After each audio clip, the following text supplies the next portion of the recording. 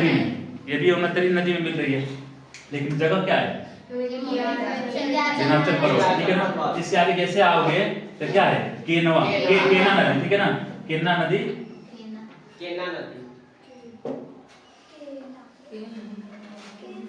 केना नहीं केनवा होगा।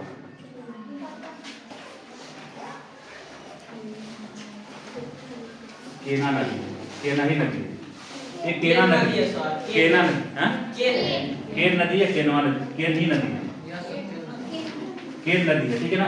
ये कहाँ निकल रही है? कैमूर की पहाड़ी से, ठीक है ना। कैमूर के पहाड़ी से नदी निकल रही है, और ये भी कहाँ मिल रही है? यमुनोत्री में मिल रही है।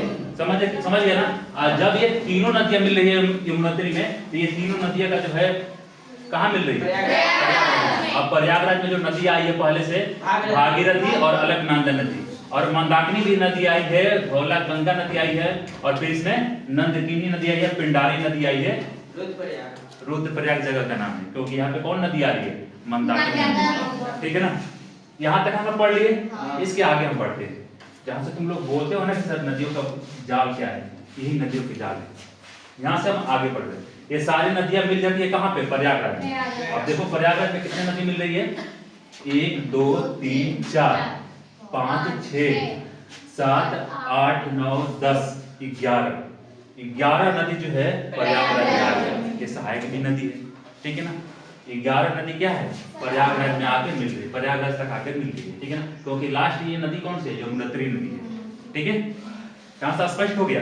अब इसके आगे बढ़ते हैं। पीलीभीत, जो पीलीभीत से निकल रही है कौन सी नदी है? गोमती नदी। गोमती नदी जो है लखनऊ होते हुए आती है, और ये कहाँ मिल रही है? गाजीपुर। और हम लोग बोलते हैं कि बनारस से गाजीपुर की गंगा नदी निकल के आती है कहाँ? बलिया होके निकल जाती है, छपरा निकल जाती है। छपरा आते हैं यहाँ पे, यही नदी आ रही है ना, छपरा, ठीक है ना। तो अब देखो यहाँ से नेपाल से ये पीलीभीत जो है गोमती नदी निकल के आती है, कहाँ मिलती है? गाजीपुर।